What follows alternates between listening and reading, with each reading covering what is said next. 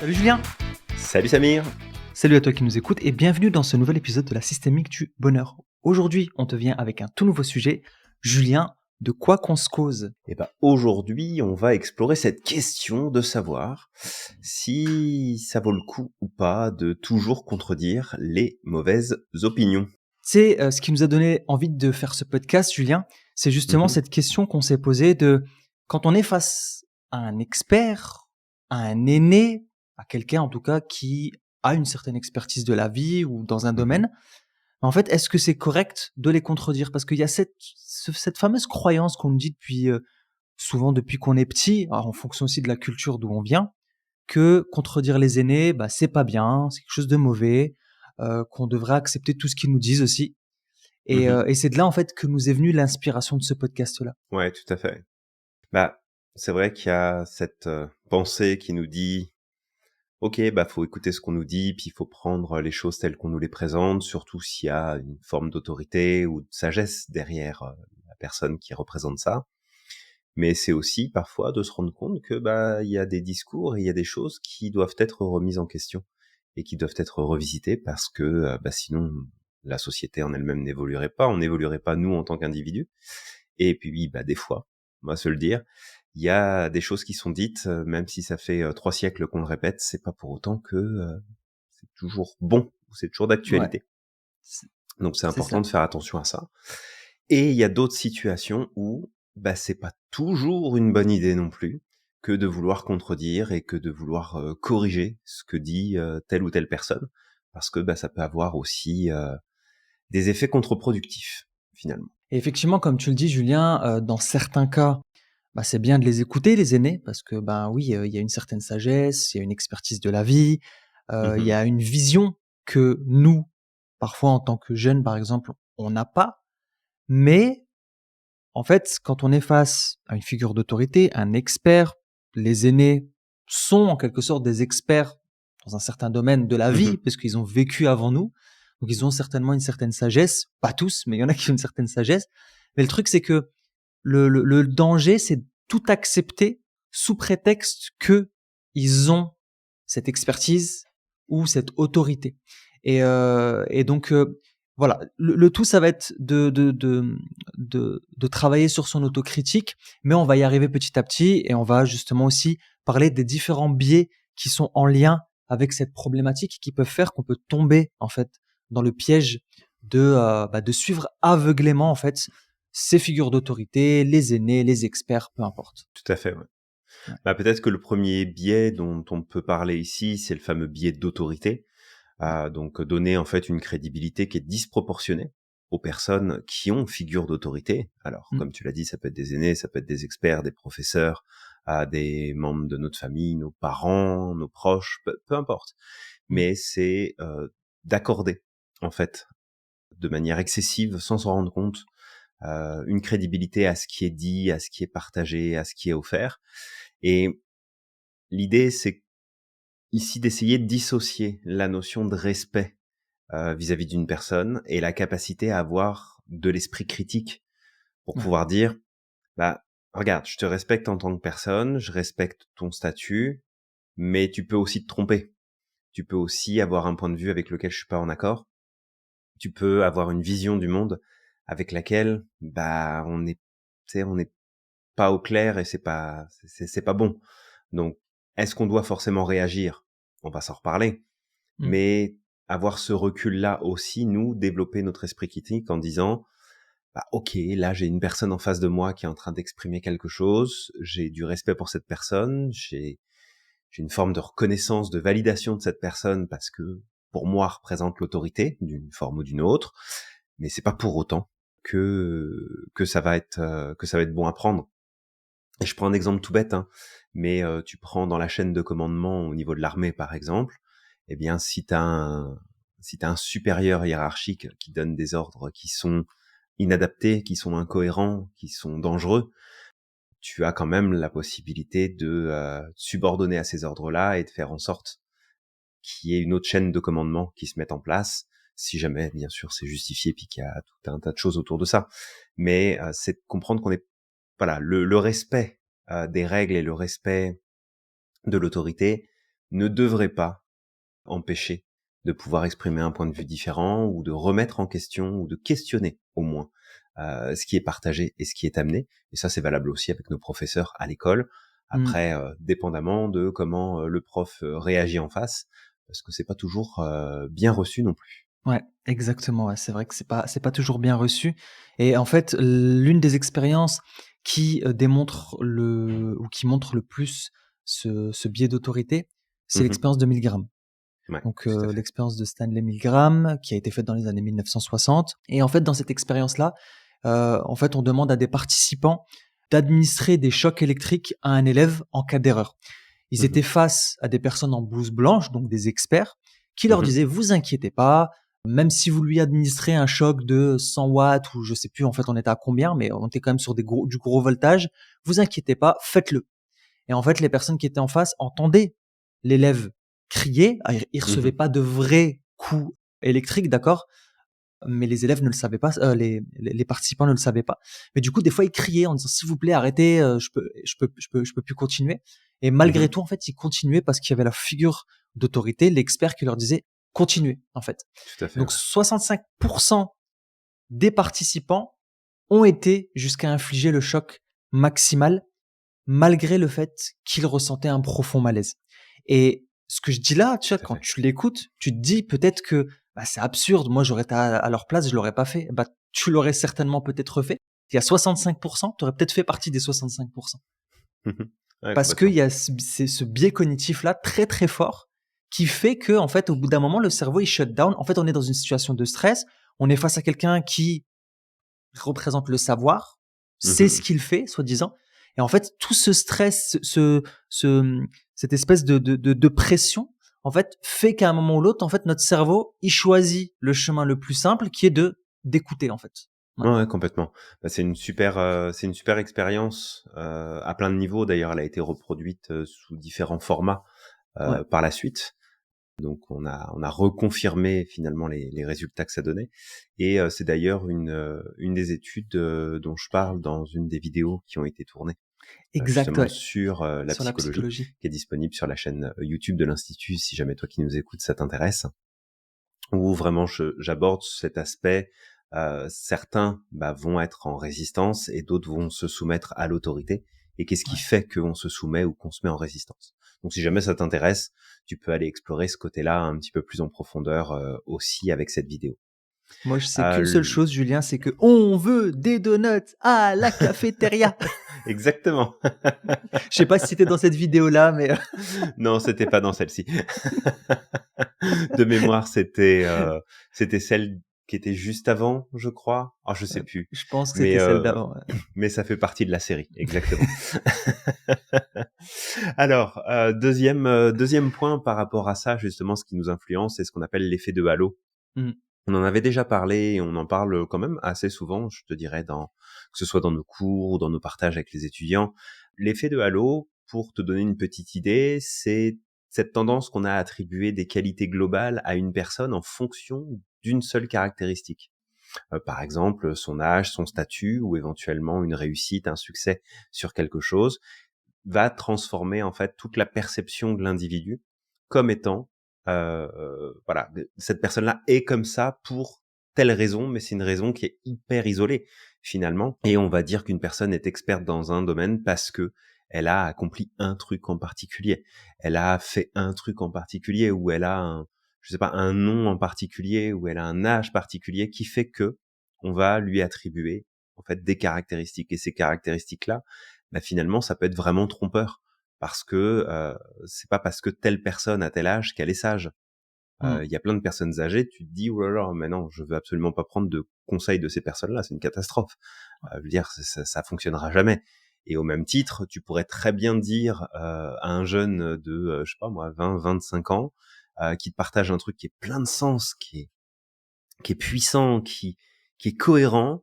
Et là, tu vas te dire, bah non, en fait, je veux pas l'écouter. C'est un petit gamin de 25 ans, là, et c'est pas lui qui va m'apprendre comment les choses fonctionnent. Donc, c'est cet effet de halo qui peut finalement biaiser nos perceptions et nous empêcher de réfléchir de manière critique et de manière efficace par rapport à ce qui nous est partagé et tout ce qui est amené, en fait, autour de nous. Ouais. Ouais, ça me fait penser à un truc, ça me fait penser à un élu, français, David Guiraud, une fois qui avait répondu à, j'aime bien sa répartie, tu sais, je suis pas non plus fan du parti, mais j'aime bien la Mmh. répartie. C'était quoi? Il avait répondu à un autre: «On a besoin» ah oui, d'accord, donc maintenant on a besoin d'avoir un pied dans la tombe pour pouvoir donner son avis ou un truc comme ça Ah oui, et tout à fait. c'est ça Oui, parce qu'on l'avait et critiqué comme quoi il était jeune et qu'il connaissait rien et c'est ça, oui, ouais. je vois très bien le c'était très drôle comme moment, effectivement. Ouais, j'adore sa J'aime beaucoup répartie. la répartie. Ouais, la Ouais, répartie m'amuse beaucoup. c'est clair. Donc ouais, effectivement, voilà, l'effet de halo, c'est une des problématiques, justement qui peut être, qui peut jouer et c'est vrai que justement quand tu parles de cet effet de halo-là, bah, ça me fait penser c'est des choses que j'ai beaucoup entendues dans ma culture Mmh aussi, mh. mais pas que dans ma culture. Je sais que ça existe dans d'autres cultures. Le fait que les parents, en fait, ont toujours raison parce qu'ils veulent notre bien. En fait, c'est des choses qu'on nous a souvent répétées, moi, d'autres personnes, en fait, tes parents, faut les écouter quoi qu'il arrive parce que quoi qu'il arrive, ils veulent ton bien. Alors Mmh. c'est vrai, les parents veulent certainement notre bien, mais en fait, ils veulent notre bien selon leur propre vision de ce qui est bien ou de ce qui est mal. Et cette vision, elle leur correspond à eux, mais peut-être qu'elle ne rentre pas dans notre champ de priorité. C'est-à-dire nos Tout à fait. valeurs, ça répond pas à nos valeurs, ça répond pas à nos besoins. Mmh mh. Peut-être qu'on a grandi dans une société qui est totalement différente de celle dans laquelle eux, ils ont grandi. Donc, en fait, toutes ces influences-là font que bah, leur carte du monde, elle n'est pas adaptée à la nôtre. Donc peut-être Tout à qu'ils veulent fait. notre bien, mais ça ne correspond pas en fait avec notre paradigme à nous. Donc Mmh ça mh. ne peut pas nous apporter du bien, d'accord? Et et en fait, l'effet de halo illustre ça, cette espèce de pensée que nos parents, par leur statut, par leur âge, parce que, ils nous aiment bien, parce que c'est nos parents, nos géniteurs, bah, automatiquement, il faut écouter exactement à 100 tout ce qu'ils veulent, tout ce qu'ils nous Mmh disent. mh. Sauf qu'en fait, voilà, le truc, c'est que toi qui nous écoutes, tu as déjà entendu parler de la carte du monde. On a des Mmh. cartes du monde qui sont différentes. Donc, qu'est-ce que je peux faire moi, en tant que personne? Bah, de les respecter, d'accord? Je respecte effectivement ce que tu me dis, je respecte, ce que tu penses être bon pour moi, mais ça ne me correspond pas. Et c'est là que c'est important Tout à fait, justement de ouais. mettre cette espèce de distance-là et de faire la différence. Mais voilà, ça peut être comme tout, hein, ça peut être comme les parents, moi je me rappelle, on me disait: «Le professeur, tu le contredis pas, le professeur, tout ce qu'il te dit, tu le fais». Ben non, je veux dire, si le professeur a tort, je vais pas lui dire: «Tu as raison». Je le respecte, Mmh mais mh. est-ce que je suis obligé de tout accepter sous prétexte que c'est mon prof? Bah peut-être pas, ou sûrement pas. Donc voilà, Ouais, c'est peut-être juste, pas. ouais, c'est ça. Après, juste sur ce côté-là, c'est ce qui me vient en tête, c'est aussi que il faut pas oublier que tu peux être en désaccord, mais c'est pas pour autant que tu ne respectes plus. Parce C'est ça, qu'aujourd'hui, il y a beaucoup de profs qui rencontrent ce problème où finalement ils donnent des choses, ils expliquent des choses, ils recadrent des choses parce que bah, les parents n'ont pas fait leur job d'éduquer correctement exactement, ouais, leurs enfants. ouais, Et après, on se retrouve en fait avec des profs qui se retrouvent face à des parents d'élèves qui ouais, vont défendre leur enfant à tout prix, même s'ils ont ouais, tort, même s'ils ont tort, ouais. et ils vont s'en prendre au prof, alors que le prof a juste fait son travail et peut-être aller un petit peu plus loin que ce qu'il doit faire dans son travail, mais dans l'optique justement de donner un cadre et de faire en sorte que ça se passe le mieux possible. Et du coup, bah c'est ça, c'est tu peux remettre en question le point de vue, tu peux remettre en question ce que l'autorité t'impose. Tu as le droit de le remettre en question, tu as le droit de le questionner surtout, mais ça n'empêche que tu dois respecter aussi la personne qui est en face de toi. C'est ça. Le manque de respect va pas avec la remise en question. C'est deux choses différentes. Ouais, et ça, c'est aussi un des problèmes, c'est qu'il y a cette espèce de raccourci en fait, tu me contredis, t'as pas raison, tu me donnes pas raison, tu ne te Mhm, soumets pas à ce que je te dis parce que j'ai ce statut, donc tu manques de respect. Et c'est pareil avec mhm. les parents. Des fois, c'est la même chose avec les parents, les grands-parents, les oncles. Bah, en fait, non, je suis pas d'accord avec toi. OK, tu manques de respect. Bah non, tu te manques pas de respect. J'ai juste un Tout à avis fait. et moi, voilà, je te recadre gentiment en te disant: «Bah, écoute, ça, c'est pas OK pour moi». Voilà, je suis pas obligé de l'accepter. Ouais, complètement. Donc ça, c'est bien que tu le Complètement. dises. Et c'est pour terminer justement avec l'aspect des profs, c'est que demain, t'as ton gamin qui se fait punir parce qu'il a fait une connerie en cours. Bon, bah, malheureusement, aujourd'hui, t'as des parents qui vont aller gueuler dans le bureau, qui vont aller voir le proviseur, qui vont Mmh. éventuellement faire licencier le professeur parce Ouais, que tu c'est comprends, ouais, faut triste. pas punir mon enfant, faut pas machin, faut pas truc. Ouais, mais t'as le droit aussi de questionner ton enfant sur qu'est-ce que tu as fait exactement, qu'est-ce qui a fait que tu en es arrivé là, si c'est vraiment injustifié. Mais dans ce cas-là, tu prends la mesure des choses et on s'organise, on discute, on voit ce qui s'est passé. Mais malheureusement, il y a ce raccourci qui est de plus en plus pris, j'ai l'impression, et qui est problématique, où finalement, bah non, t'as pas le droit de punir mon gamin, donc c'est toi le problème. Mon gamin, c'est le meilleur, c'est le plus gentil, c'est le plus machin, c'est le plus truc. Ok, les parents, je vous invite à vous mettre derrière un miroir sans teint Ouais. dans la classe de vos gamins et puis de regarder comment ils se comportent toute la journée Et, et comment ils traitent les autres enfants autour d'eux et comment ils traitent leurs professeurs. Et ouais. là, on verra si effectivement il n'y a pas un autre problème ailleurs, mais ça c'est une autre question. C'est pas la question du jour. C'est ça, c'est pas la question du jour. En tout cas, grosse pensée aux professeurs s'il y en a qui nous écoutent, parce qu'on sait à Oui, quel point c'est très très difficile d'être prof maintenant. C'est très ouais, difficile. c'est un métier Voilà. qui est dur. Tout à Ça, fait. ça devient de pire en pire malheureusement, et force à vous. Oui. Bon après, heureusement, ça va évoluer aussi dans plein de bonnes directions, puis il va y avoir plein de belles Ouais. évolutions. Et voilà, c'est pas la cata absolue non plus, hein. Mais il y en a malheureusement qui vivent des choses difficiles à travers ça. Ouais, exactement. Alors peut-être on va aller sur le dernier des biais, c'est le biais de Mhm. confirmation. En fait, qui est la tendance à privilégier les informations qui vont confirmer nos croyances et ignorer les arguments valables de l'autre personne. Et en fait, ça se produit beaucoup. Par exemple, on est en train de discuter avec quelqu'un, un débat, et en fait, la personne, tant qu'elle dit des choses qui confortent nos croyances, on prend, la personne elle a raison, c'est vrai, voilà, on lui fait confiance. Par contre, dès qu'il y a un truc qui vient perturber notre carte du monde, à ce Mhm. moment-là, c'est fini. On l'écoute plus, on se braque. Et ça, je peux donner des exemples, hein, mais récemment, on a pu l'entendre par exemple dans la politique, d'accord? Ou quand il y a une personne qui soutient ce qu'on croit, ben on va Mhm. l'écouter, on va dire c'est une bonne personne, lui c'est quelqu'un d'honnête, etc. Parce que ben peut-être la personne elle va parler d'immigration et on pense profondément que toutes les formes d'immigration sont mauvaises. Ok, bah regarde, lui il a dit la vérité. Il a dit la vérité, donc en fait tout ce qu'il dit c'est vrai. Et tous ceux qui diront le contraire, non, c'est faux. C'était pareil pendant le Covid, Ouais. Julien, où en Mhm. fait, on avait plein d'experts différents. Il y avait des experts qui étaient pour, il y avait des experts qui étaient contre. Il y avait des gens qui connaissaient pas mais qui se mettaient comme experts et qui étaient contre. Et en fait, les gens n'écoutaient que ceux qui venaient confirmer leur carte du monde. C'est Ouais. moi, je suis contre, donc je vais écouter uniquement les personnes qui sont contre. Et tous ceux qui diront Mhm. être pour, bah non, en fait, c'est des vendus. Ils travaillent pour, je sais pas moi, les Illuminati ou j'en sais rien, Julien. Des fois, ça Les va un peu reptiliens, loin. Zamir, les Ouais, reptiliens. ok. Les reptiliens, c'est vrai.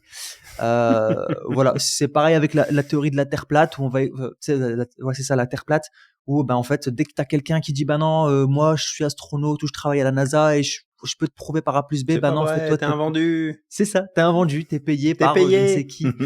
Donc c'est exactement ça. Ça c'est un piège, ce biais de confirmation là, parce qu'en fait c'est juste qu'on est coincé dans notre carte du monde et en Mhm. fait on s'enferme dans notre propre paradigme et tous ceux qui sont d'accord avec nous, on prend, tous ceux qui sont contre, ça dégage. Et c'est drôle parce Ouais. que ça me fait penser récemment à un platiste où tu sais parce qu'il avait une chaîne YouTube avec je sais pas combien de millions de milliers d'abonnés ou de centaines de milliers d'abonnés qui était très connu, et en fait ils Mhm. l'ont invité à une expérience, donc ils l'ont pris en Antarctique je crois, parce Mhm. qu'il disait que non en fait le soleil se couche en Antarctique, et en fait il s'est rendu compte dans une journée complète qu'en fait il voyait le soleil tourner et que la nuit ne Ouais. tombait pas. Et au Mhm. final, au bout d'un moment, qu'est-ce qu'il s'est dit? Bon, bah, en fait, il s'est excusé auprès de sa communauté de, bah, excusez-moi, j'ai pendant longtemps dit telle et telle et telle chose, j'y ai cru profondément, mais là, en fait, l'évidence, elle est devant mes yeux. Je peux pas continuer de nier, en fait, l'évidence. Tout Et à là, en fait. Ouais. fait, t'as des personnes qui le suivent depuis longtemps et qui le prennent comme figure, c'est genre le pape du truc, tu vois, qui ont Mhm. commencé à lui dire, t'es un vendu, tu t'es fait payer combien? Tu vois, c'est dingue, hein, le biais de confirmation. Ah, les croyances sont la peau dure, hein, quand même. Ah oui, oui. C'était Les pas le croyances sujet, sont hein, la on a peau fait une dure. grosse digression, mais bon. Non, mais bah c'est pas le sujet, oui et non, parce que l'idée c'est de voir est-ce que ça vaut le coup de Ouais. d'argumenter, en fait, de Oui, c'est questionner. ça. Et quand une personne est complètement prise dans ses biais, parce que ça peut tomber sur n'importe qui et qu'il n'y a pas d'ouverture, est-ce qu'on a tout intérêt à essayer d'argumenter, d'expliquer, de questionner, ou est-ce qu'il vaut mieux dire, ok, en fait, il y a rien qui ressortira de cette conversation-là parce que j'ai pas une personne en face de moi qui est soit suffisamment intelligente pour comprendre l'intérêt de questionner, de chercher, soit que cette personne-là est tellement prise dans sa vision des choses que la porte ne s'ouvrira pas sur une autre perception et qu'elle n'essaiera pas de comprendre un point de vue différent. Parce qu'en plus, c'est ça qu'il faut essayer de voir, c'est que s'ouvrir à une perspective différente ne signifie pas que tu vas changer d'avis ou que tu vas remettre concrètement et profondément en question toute la vérité que tu détiens en toi, en tout cas ta vérité, ta version de la vérité. C'est plus la capacité à se dire, il y a une partie peut-être que je suis pas sûr ou je suis en droit de douter, j'ouvre la porte et je vois. Si ce que j'apprends de différent me parle, je revisite ma carte du monde. Si ce que j'apprends match pas du tout ou je me rends compte que c'est pas cohérent ou que ça marche pas, bah c'est pas parce que j'ai ouvert la porte que j'ai changé ma vision des choses. Au contraire, ça peut peut-être même la renforcer parce que justement en face de toi, ceux qui te contredisent sont pas fiables ou ne sont pas le discours n'est pas cohérent par rapport à ce qu'ils essayent d'amener et du coup bah tu remets pas forcément en question tout ce que tu sais. Fait que cet élément que tu amènes là, Samir, elle est quand même dans la lignée directe du sujet qu'on est en train de traiter aujourd'hui. Ouais, c'est vrai. C'est vrai que c'est dans la lignée, effectivement. Du coup, pour peut-être continuer d'enchaîner sur les points qu'on s'était donnés, il y a un philosophe américain en fait qui a amené, alors son nom c'est Hilary Putnam, il a vraiment mis en avant le fait qu'on dépendait souvent de l'expertise d'autres pour comprendre des sujets complexes. Et c'est normal, on peut pas tout savoir sur tout, comprendre tout en profondeur, et on a besoin finalement d'avoir des experts ou des expertises plus exactement, qui vont être délivrées par des personnes qui sont autour de nous et en qui on va naturellement s'en remettre parce que ça fait des années qu'ils sont sur le sujet, parce qu'ils ont étudié la question, parce que ceci, parce que cela. Et d'ailleurs, là-dessus, toi qui nous écoutes, je t'inviterais à prendre aussi du recul sur ce qui circule dans les médias, sur ce qui circule dans les émissions, où parfois tu as des personnalités qui détiennent une expertise en particulier et qui peut être tout à fait pertinente et très intéressante, mais qui finissent de par leur, on va dire leur potentiel médiatique, à se retrouver à parler sur des sujets qu'ils ne connaissent pas ou qui ne font pas partie de leur expertise première. Et du coup, de toujours te questionner en te disant, ok, bah ce gars-là, il parle de ça parce que c'est son sujet, mais tiens, je l'ai vu sur telle émission, et puis il a donné son avis, et puis il a parlé de plein de trucs qui sont pas en lien direct. Alors, est-ce que ça veut dire que cette personne-là n'a pas d'expertise sur la question? Peut-être, peut-être pas, mais on est en droit de se dire, ok, est-ce que là c'est son expertise qui parle, ou alors c'est son point de vue d'expert dans un autre domaine? C'est comme si demain t'avais, je sais pas moi, une personne qui était experte dans le nucléaire, qui commençait à te parler des transplantations cardiaques qu'on allait faire avec des appareils avec 6000 kilomètres de distance entre le chirurgien et le patient. La personne a le droit d'avoir un point de vue sur la question, mais ton expertise, c'est le nucléaire, c'est pas la chirurgie cardiaque ou la microchirurgie assistée par robotique. Donc, t'as le droit d'avoir un avis, mais est-ce que, parce que t'es expert dans un domaine, du coup, l'effet de halo qui peut se faire là-dessus, voilà, il y a ça qui me venait en tête aussi, de faire attention à ce point-là. Après, respecter les aînés ou les experts, comme on l'a dit, ça peut être justifié lorsqu'il y a de l'expérience ou du savoir qui est pertinent, mais des fois, c'est intéressant aussi de simplement remettre en question et de revisiter des choses, parce que c'est pas toujours, c'est pas toujours juste, c'est pas toujours vrai ce qu'on nous dit. Si tout ce que nos parents nous ont dit était vrai, bon bah ça se saurait. Ils ont fait avec les moyens qu'ils avaient, avec les connaissances qu'ils avaient, ils nous ont répondu à nos questions avec ce qu'ils pouvaient, mais c'est pas pour autant que la réponse qu'on a obtenue, elle est juste et elle est vraie et elle est unique. Donc de prendre du recul et puis tout ce qui va être âge, statut et autres, ne devrait pas, tout simplement, conférer une immunité totale contre la remise en question. Peu importe. Parce C'est qu'encore vrai. une fois, tu peux avoir des enfants qui sont hyper pertinents dans ce qu'ils partagent et qui ont parfois beaucoup plus de sagesse que des gens qui ont Ouais. 70 ou 80 balais. Et c'est pas forcément parce que ils sont très jeunes qui n'ont rien à nous apprendre. Et puis, à l'inverse, c'est pas parce qu'on a un expert en face de nous que c'est la parole absolue et qu'il ne faut pas la remettre en question. Comme par exemple dans le milieu médical, quand tu as des décisions très importantes à prendre en lien avec ta santé, ça peut être bien d'aller chercher des avis différents, d'aller chercher d'autres personnes pour savoir qu'est-ce que cet expert-là différent pourrait penser, qu'est-ce qu'il pourrait se dire, qu'est-ce qu'il pourrait me proposer comme plan de traitement, comme action, comme chose à faire. Si les 5-6 personnes que tu vois, sauf si tu es dans une urgence médicale, dans ce cas-là, tu prends ce qu'on te propose sur l'instant. Mais si tu as un laps de temps disponible, de la liberté pour aller chercher plusieurs avis, va les chercher. Et à partir de là, tu te feras ton idée. À partir de là, tu te diras, ok, je veux que ce soit telle personne qui m'accompagne. Je veux que ce soit tel professionnel qui s'occupe de mon cas. Donc voilà, c'est juste, on prend pas, on fait attention à nos biais et on prend pas les choses comme elles viennent juste parce que ça sonne comme de l'expertise et tu fais la même chose avec nous. Et puis d'ailleurs, c'est pas la première fois qu'on Ah oui, t'invite à le oui. faire dans ce podcast. C'est on te donne, nous, des choses. On va chercher de l'info, on partage nos connaissances, on partage le savoir qu'on a accumulé depuis toutes ces années et toutes les nouvelles choses aussi qu'on va apprendre. Maintenant, est-ce que c'est la vérité absolue? C'est à toi de faire travailler ton esprit critique, c'est à toi de remettre en question correctement les choses et de faire ta propre idée de ah tiens oui ok ça correspond, ça fait du sens, ça n'en fait pas. Donc voilà, c'est ce que je dirais là pour qu'on puisse partir sur la suite de ce podcast. Ouais. Ouais, super intéressant en tout cas ce que tu dis là et c'est ça de toute façon l'objet du podcast, hein. C'est vraiment, justement est-ce que, tu sais, on doit être d'accord avec tout ce qui est dit? Est-ce qu'on doit se taire? Est-ce qu'on doit parler? Et cetera et on va y Mhm. arriver en tout cas un peu plus loin dans le truc. C'est parce que parfois, on peut être face à des personnes qui vont nous sortir des énormités Mhm. et on peut être tenté de toujours aller en guerre. C'est de: «Vas-y, je vais essayer de le plier, de lui montrer par A plus B que». Mais il y a des Tout à cas fait. où ça en vaut peut-être pas forcément la peine. Ouais. Parce que ça peut coûter très cher, en fait, d'être tout le temps comme ça, en mode guerre, tu vois? En mode, je vais essayer de te convaincre, je vais essayer de te dire le truc et tout le monde n'est pas ouvert, en fait, à ce débat-là. Tout le monde n'est pas prêt à se Tout remettre à en fait. question. Mais ça, voilà, on va y revenir. Donc déjà, c'est vrai que comme tu dis, Julien, c'est important d'avoir cet esprit, quoi qu'il arrive, cet esprit critique et quand on est face à quelqu'un qui a un avis qui peut paraître bizarre, qui peut Mhm. paraître, troublant, la première chose à faire, comme tu dis Julien, tu parles de respect.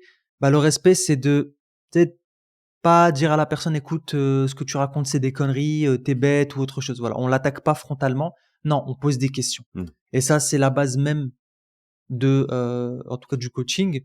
D'où tu tiens ça, par exemple? Tout Voilà. à fait. D'où tu tiens ça? Est-ce que c'est vérifié? Quelles sont les sources? Et cetera. Ça peut être intéressant déjà de poser des questions pour voir est-ce que la personne elle est dans la croyance ou Mhm. est-ce que réellement elle est tu sais, elle se base sur quelque chose qui est fondé. Si elle Ouais. se base sur des choses qui est fondées, peut-être que ça vaut le coup aussi d'aller regarder un petit peu. OK, donne-moi le truc et puis je vais aller regarder par moi-même et peut-être que tu vas apprendre quelque chose de nouveau. Si c'est dans l'ordre des croyances, au moins tu sais que peut-être ça sert pas à grand chose d'aller plus loin et en fait, c'est Ouais. ça le truc, c'est que c'est de là où en fait c'est intéressant pour nous-mêmes, pas pour la personne, principalement pour Mhm. nous-mêmes de questionner. C'est pour voir est-ce que la personne, elle se base sur quelque chose ou est-ce qu'elle tourne juste en boucle parce qu'elle a envie d'avoir raison. Et si on se rend compte qu'on est face à quelqu'un qui tourne en boucle, qui a rien de factuel, qui veut juste avoir raison, peut-être que Ouais. déjà à la base, ça sert à rien de discuter avec lui. Tu vas perdre ton temps. Ben, c'est ça, complètement. Parce Ouais, que, tu sais, quand tu regardes la notion de débat, le débat est intéressant, mais il est c'est intéressant ça. s'il est bien géré. Si, Parce qu'en voilà. fait, c'est un truc qui est vraiment à double tranchant, pour le coup. Des fois, tu sais, tu vas vouloir débattre de quelque chose, mais faut-il encore que la personne en face de toi soit à même de pouvoir débattre? Mm. Et quand il n'y a pas possibilité d'avoir un débat constructif, parce que avoir un débat avec quelqu'un, ça n'est pas se dire je vais trouver le moyen de prouver à l'autre que j'ai raison. Ça, c'est pas l'issue d'un débat.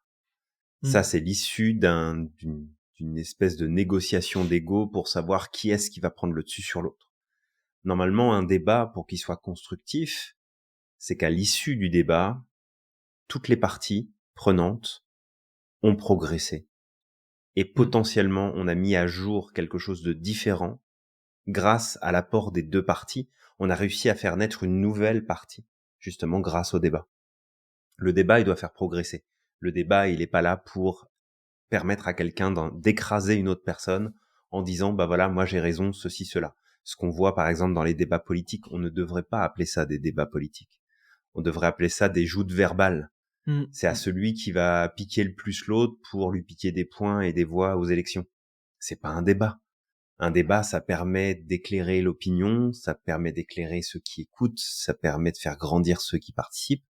Et en fait, quand le débat, l'aspect négatif, les risques que représente le débat quand il est mal cadré, c'est que déjà, ça peut être très épuisant d'essayer de débattre avec quelqu'un qui est pas là pour débattre, mais qui est là pour avoir raison.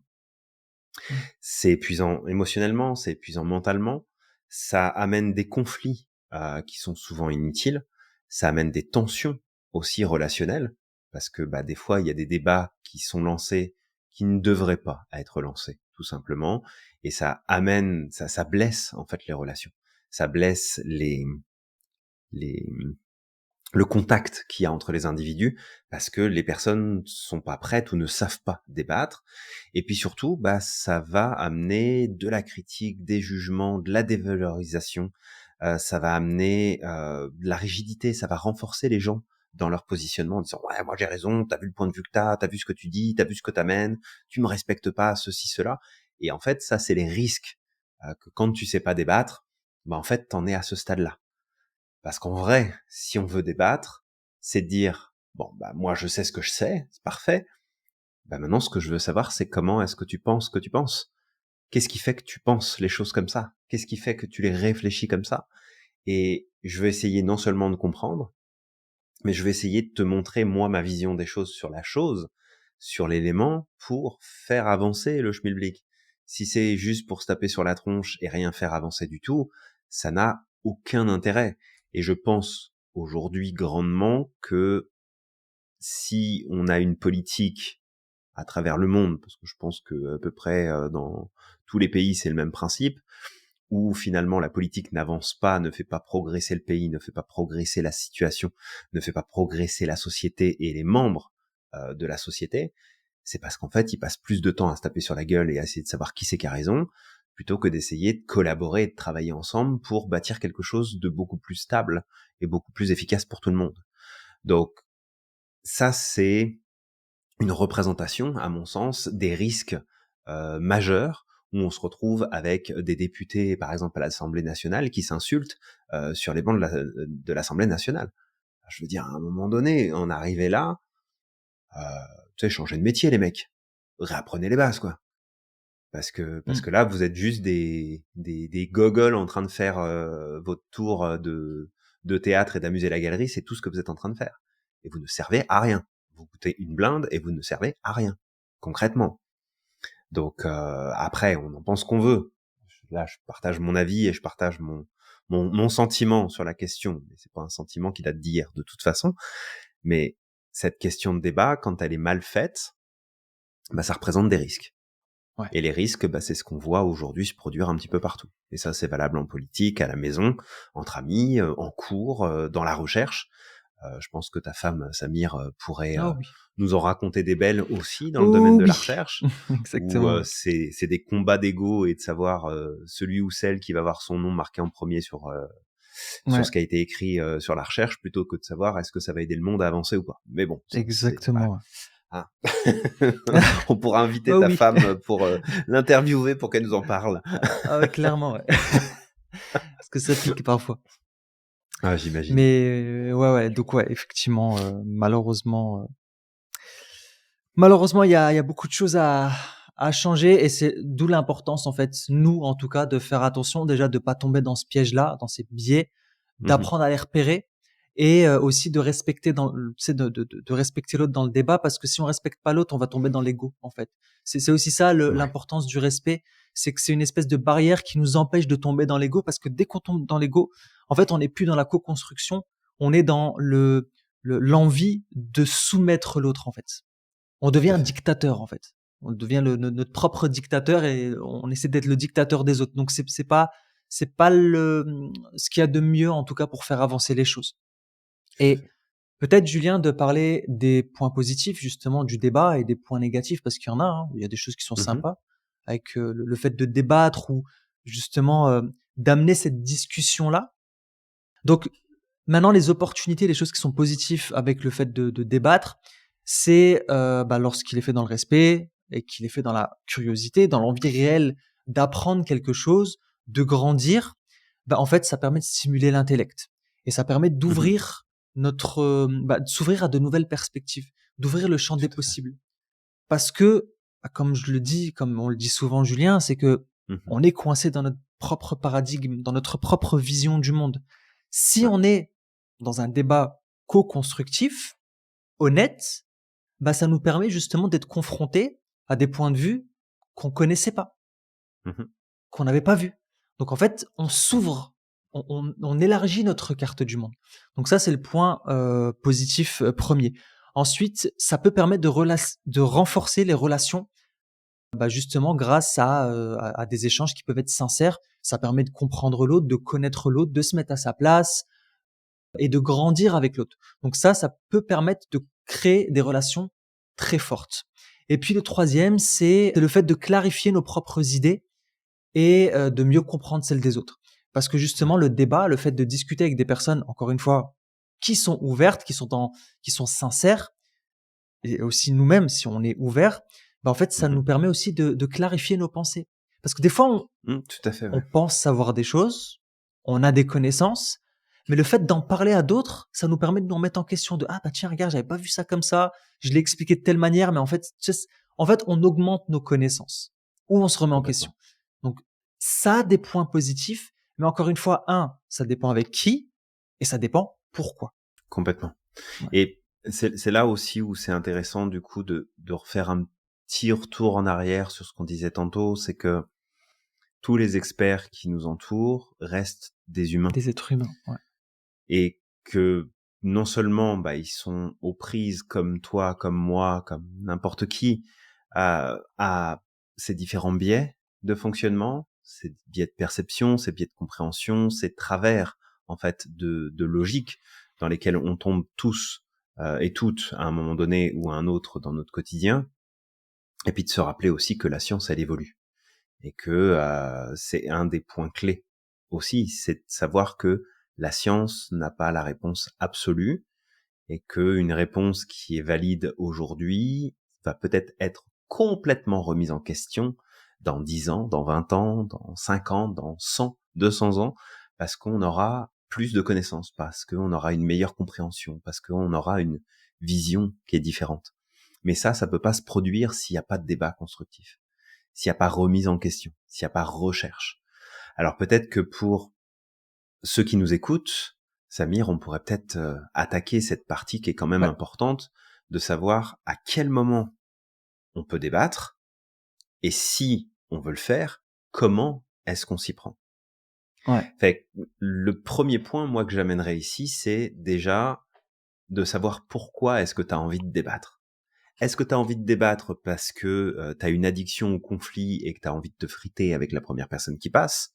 Et dans ce cas-là, fais-toi suivre et fais-toi soigner.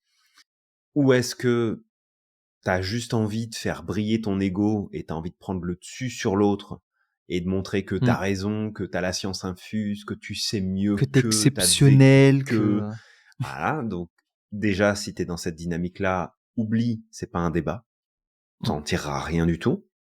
Maintenant, si ta réponse, en tout cas une des réponses que tu peux donner qui est pertinente, c'est, j'ai envie de mieux comprendre ce qui amène l'autre à penser comme ça. J'ai envie de mieux comprendre quel est le point de vue, quelle est la vision de l'autre.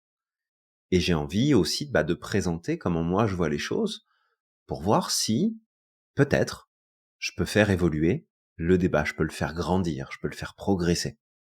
Donc, selon la nature de la réponse que tu vas donner à cette question-là, c'est pourquoi est-ce que je souhaite débattre. Donc, la prochaine fois que tu vois un post, toi, et que tu vois des commentaires ou des partages qui viennent te chercher avec lesquels t'es pas du tout d'accord, pose-toi la question.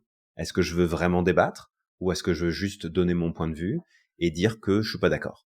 Ouais. Et t'as le droit de dire, t'as Mmh. le droit de dire que t'es pas d'accord, t'as le droit de dire que tu vois pas les choses de la même façon, t'as le droit de dire plein de choses, mais est-ce que t'es dans une dynamique de vouloir débattre? Et dans ce cas-là, pose-toi la question, qu'est-ce que tu cherches? Et si tu l'es pas, bah, au moins, tu sauras que t'es venu poser ton commentaire et puis que tu vas repartir, sans te soucier des conséquences de ce commentaire ou de ce que ça pourrait amener derrière. Ouais, c'est ça. Ça te permettra aussi, ben, dès le départ, si tu sais que c'est pas pour les bonnes intentions, ça te Mmh. permettra de savoir est-ce que tu veux gagner ton tu sais, si tu es prêt à perdre du temps aussi. Parce que c'est ça aussi, si tu es prêt à Mais oui, payer les conséquences du débat.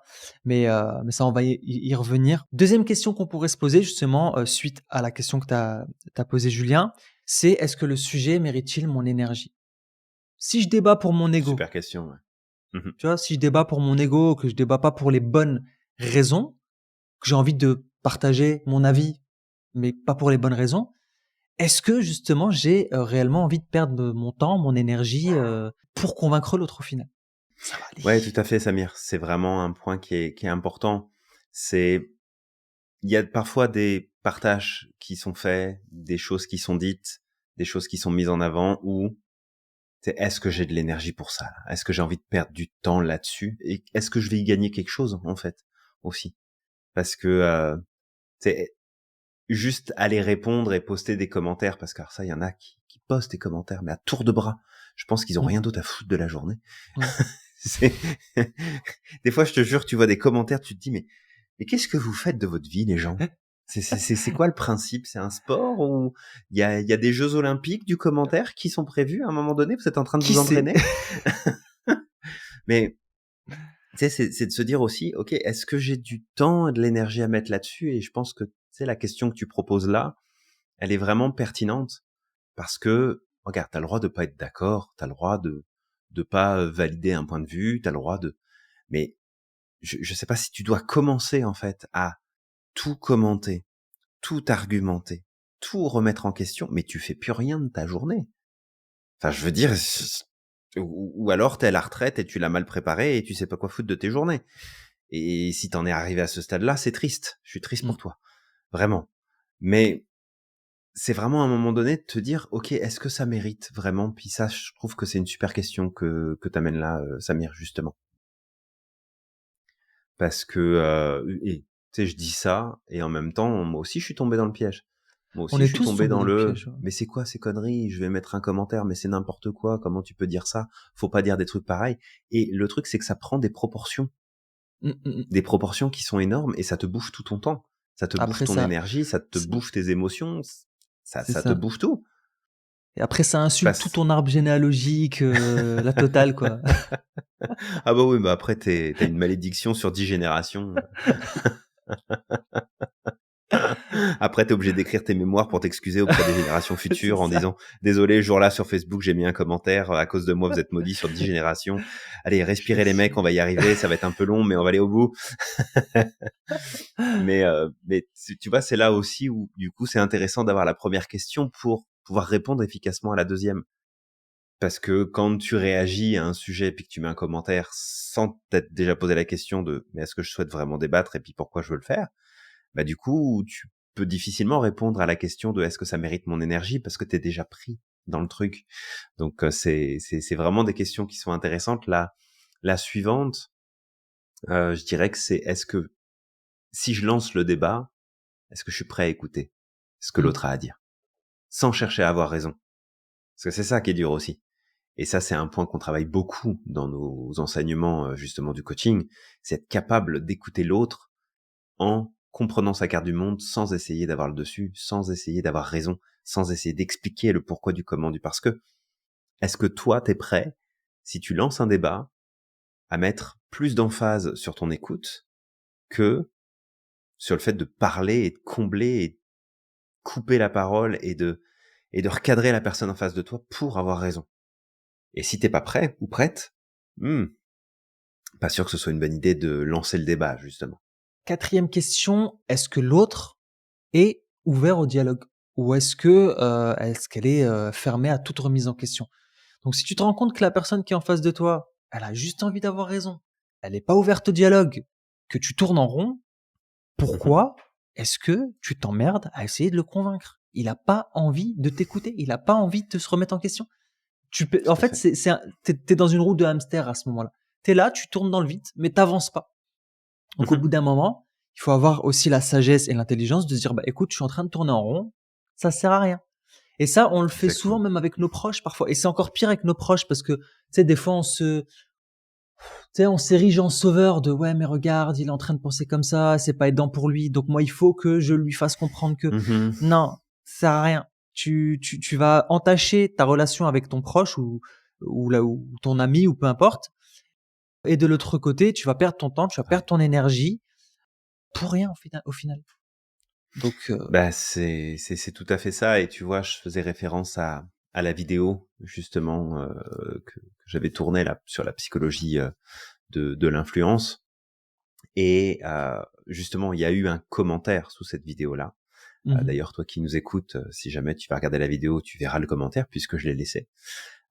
D'une personne qui notait, «Oui, bah, de toute façon, vous pouvez faire toutes les recherches que vous voulez, les études que vous voulez, moi je suis pas concerné, je me laisserai pas embarquer, c'est hors de question. J'ai déjà été manipulé par le passé, maintenant c'est terminé, ça n'arrivera plus» et tu sais, j'aurais très bien pu commencer à argumenter et honnêtement, j'y ai pensé en mode: «OK, bah, je vais répondre à cette personne-là» parce que le but, c'est de lui faire comprendre que ce que j'amène dans la vidéo et ce que les études démontrent, bah, c'est que c'est en fait une dynamique qui est présente chez chacun d'entre nous, que d'une mm, personne à l'autre, ça peut évoluer. Et en fait, j'ai repris, tu sais, ça a pris quoi, 30 secondes, puis j'ai repris mon message et j'ai dit non, je vais pas commencer à écrire ça parce que ça va lancer en fait une conversation que ça va se finir d'une manière ou d'une autre et probablement pas très bien parce que en fait, il y a des chances que cette personne-là soit pas ouverte. Si elle a regardé toute la vidéo qui dure à peu près 1 heure et qu'elle en arrive à cette conclusion-là, c'est que elle est dans sa carte du monde et elle a pas ouvert sa carte du monde et elle a pas compris. Elle a pas écouté ce qui a été dit dans mhm. cette vidéo. Parce que, en plus, c'est comme dans tous nos partages, il y a pas, on n'est pas en polarité. On n'est pas en train de dire oui, c'est comme ça qu'il faut penser, puis c'est comme ça qu'il faut voir et que non, c'est tout simplement que cette personne-là a mis ce commentaire et j'ai simplement répondu, bah, je vous souhaite une bonne année 2025 et je vous souhaite le meilleur pour la suite. Parce qu'en fait, c'est inutile. L'autre Ouais. personne n'était probablement pas ouverte. C'est comme celle qui m'a envoyé un texto sur WhatsApp Ah en me disant oui, oui, je suis outré par votre message, de dire ceci, bien de dire cela. pensant. Envoie ton message. Je lui ai répondu tout de suite dans la foulée. Elle n'a jamais ouvert mon message. Elle a probablement bloqué mon numéro. Mm. C'est-à-dire que tu prends la peine de m'envoyer un message, de dire oh je m'affiche, je dis voilà ça c'est mon point de vue, je t'agresse parce que littéralement c'est une agression et parce que pas bonjour, pas merde de mémoire, il y a même pas bonjour j'ai écouté votre podcast, je suis pas d'accord avec vous, ok bah il y a pas de Elle est problème, passée, tu on sais, peut en devant chez toi, elle discuter. a déposé sa crotte et puis est partie. Non c'est ça, elle a déposé son colis, elle est partie et elle s'est fermée. En fait, elle a même pas laissé la possibilité de que je lui réponde. Et dans ce Ouais. cas-là, bah c'est voilà de se dire que parfois bah, l'occasion ne sera pas au dialogue et l'occasion ne sera pas au débat Mm. parce que bah, l'autre est fermé. L'autre Ouais. ne se remettra pas en question et l'autre n'est pas prêt ou prête à écouter une autre version. Ouais. Et là, bah, tu sais, il suffit juste que tu regardes un petit peu les conférences qui se font, qui sont enregistrées, les débats en ligne qui sont faits, et tu vas voir à quel point, en fait, ça arrive tellement souvent que une personne arrive, j'ai un point de vue, je veux dire ce que je pense, je suis pas d'accord, moi j'ai raison, merci, bye. Ouais. Et ils sont pas ouverts aux questions. Ils sont pas ouverts à la découverte, ils sont pas ouverts à l'exploration. Parce que non, j'ai raison, c'est comme ça et c'est pas autrement. Mm. Ok. Ouais. Et le souci, c'est que bah, on a beaucoup de gens qui fonctionnent comme ça et qui sont mis sur la scène publique pour donner de l'information au grand public. Le problème, c'est que ça influence pas toujours de la bonne façon parce que justement, il n'y a pas débat. Il y a juste un point de vue et c'est tout. Ouais. Et c'est surtout qu'en fait, c'est ce qui marche sur les réseaux sociaux, la polarité. Mhm. Au Mhm. plus on polarise, au mieux ça fonctionne. Et tu le verras, hein, tu as un avis tranché, il y en a pas d'autre. Si tu essaies d'être au milieu là, d'apporter des nuances, etc., ça marche pas, ça reste trop plat. Pourquoi? Parce que les gens cherchent le sang en fait sur les réseaux sociaux, surtout sur les réseaux sociaux, Julien. Les gens cherchent le sang, ils ont envie ils ont envie d'assister à un combat de gladiateurs.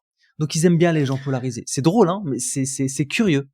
Bah, il suffit juste de voir ce que tu as comme partage sur des plateformes qui sont pas contrôlées en termes de contenu. Ouais, Et bah tu vas d'ailleurs voir, Facebook en ce moment ils vont arrêter le fact checking. Super. bah c'est ça. Ils vont prendre la même direction que Twitter. ancien Twitter X. Ouais. Et ça va être beau ce qu'on va voir sur les réseaux sociaux. Ça va être Ouais. magnifique. Ah, Julien.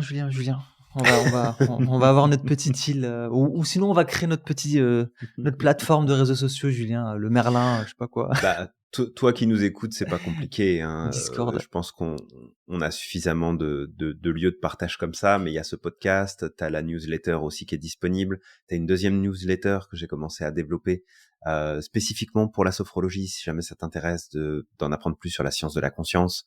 Et puis il va y avoir une méditation de pleine conscience, psychologie positive, il y a plusieurs choses qui vont s'intégrer dans cette dynamique-là. Puis comme d'habitude, bah, si t'es pas encore abonné, tu t'abonnes, tu likes, tu commandes, tu partages, parce que bah, on compte sur toi. C'est aussi grâce à ça que nos réseaux sociaux peuvent exister, peuvent rester en mouvement et s'enrichir de plus en plus. Heureusement, il n'y a pas que nous qui créons du contenu de qualité, il y a plein d'autres Ah créateurs de oui, ouais. contenu qui partagent des trucs qui sont super intéressants, qui sont passionnants, mais fais du tri. Fais en sorte de faire du tri et de développer cet esprit critique toi-même. Donc vraiment, essaye d'aller là où ça t'apprend des choses, là où ça te permet de te remettre en question, là où ça te permet de revisiter finalement tout un tas d'éléments. Et peut-être ici de répondre du coup à la question de quand Ouais. débattre va être utile. En fait, c'est utile quand tu fais face à des idées qui sont nuisibles ou discriminatoires.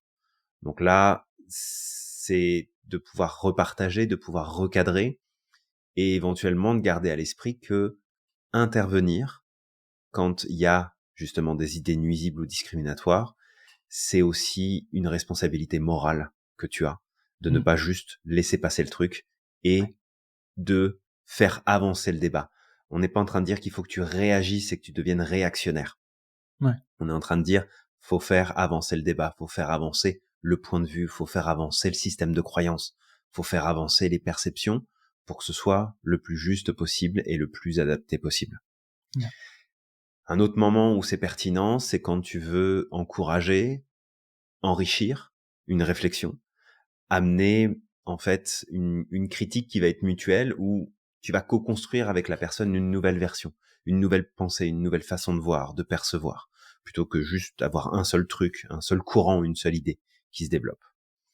Ouais. Et puis l'autre moment qui peut être opportun, bah c'est quand c'est pour protéger en fait des faits qui sont importants, que ce soit sur la santé, sur les finances, sur l'éducation, d'éviter tout simplement que il y ait des informations qui circulent en grand nombre, qui ne sont pas contrôlées, sous prétexte de la liberté d'expression, qui est très très très importante. Mais on en avait déjà parlé d'ailleurs dans un autre Ouais. podcast, où on avait mis vraiment en avant que la liberté d'expression est un droit fondamental de l'individu et qu'il ne doit être aliéné sous aucun prétexte, mais que si on veut bénéficier de cette liberté d'expression, il faut aussi être pleinement responsable de ce qu'on exprime.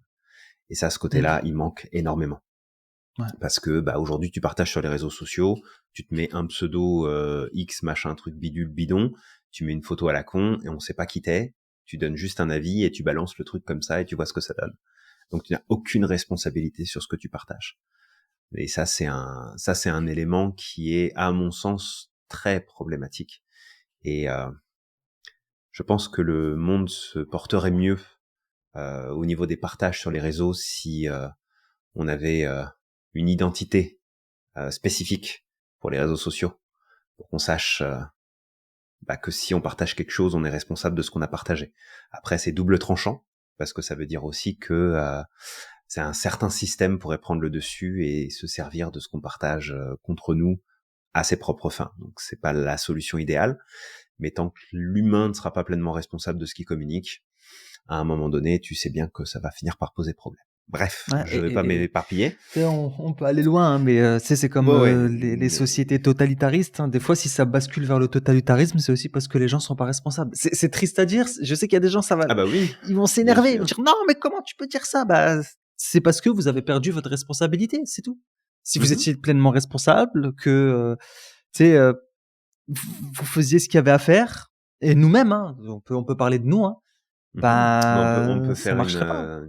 on peut faire un petit parallèle sans forcément en faire la preuve ultime Mm. de cette réflexion-là. Mais on peut faire un parallèle très simple.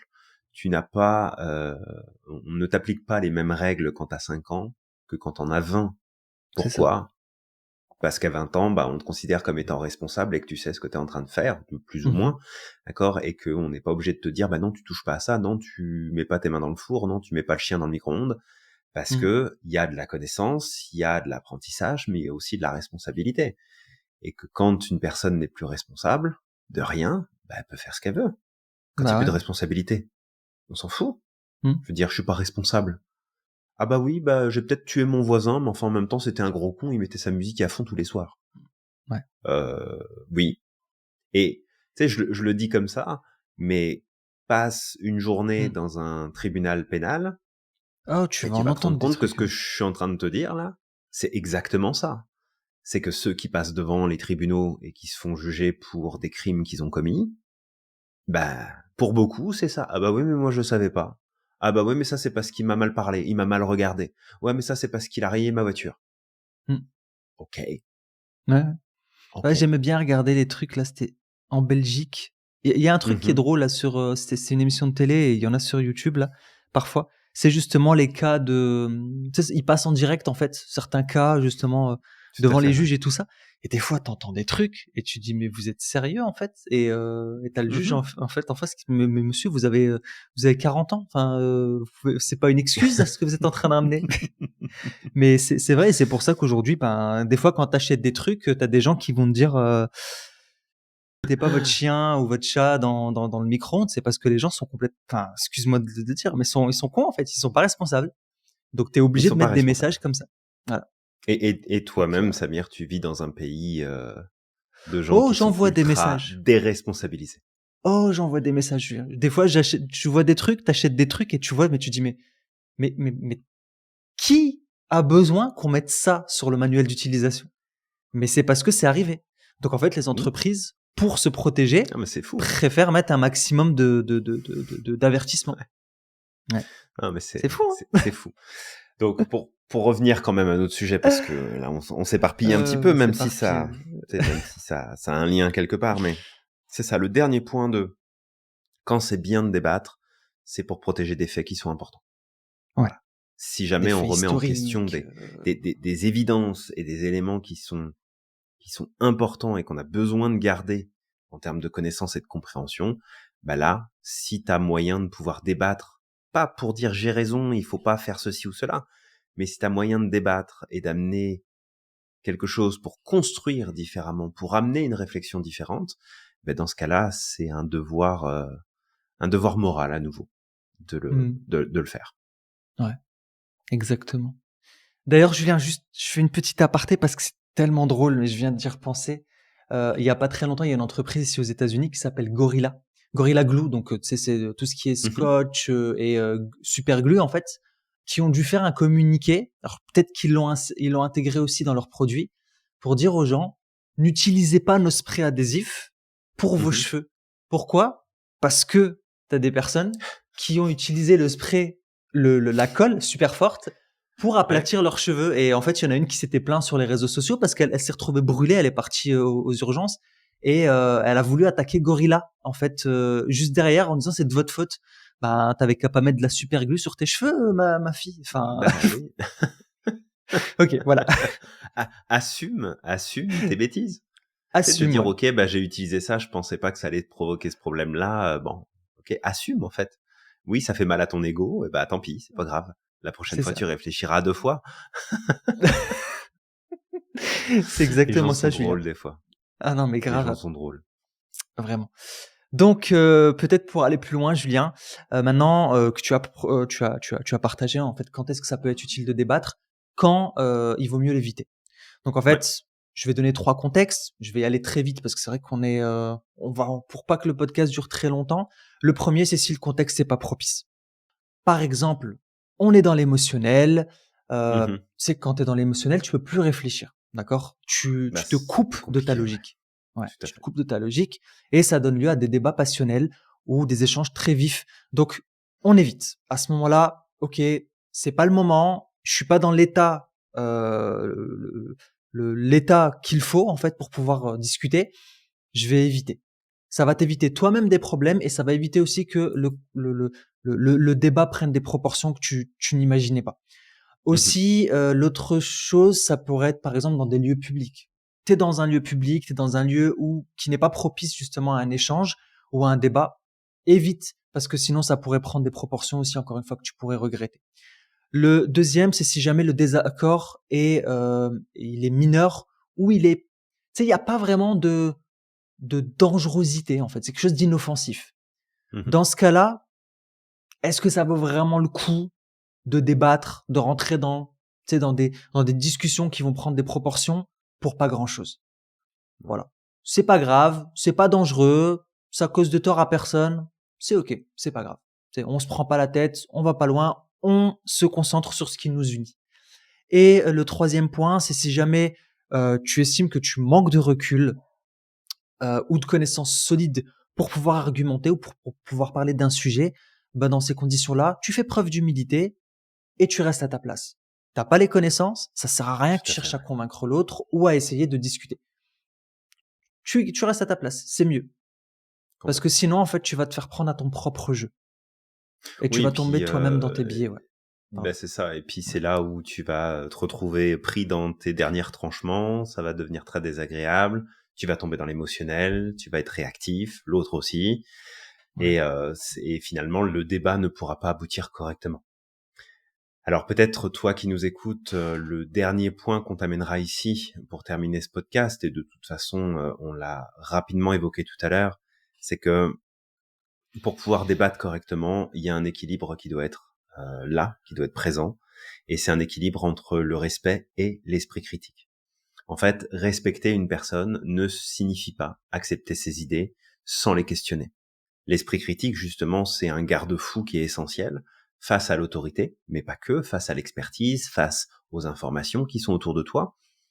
Donc l'idée, c'est pose des questions, va vérifier les sources si elles sont disponibles, reconnais les limites aussi dans l'expertise d'une personne, parce que personne n'est infaillible, comme on l'a dit tout à l'heure, et puis essaye d'adopter plutôt une posture de curiosité plutôt que de confrontation.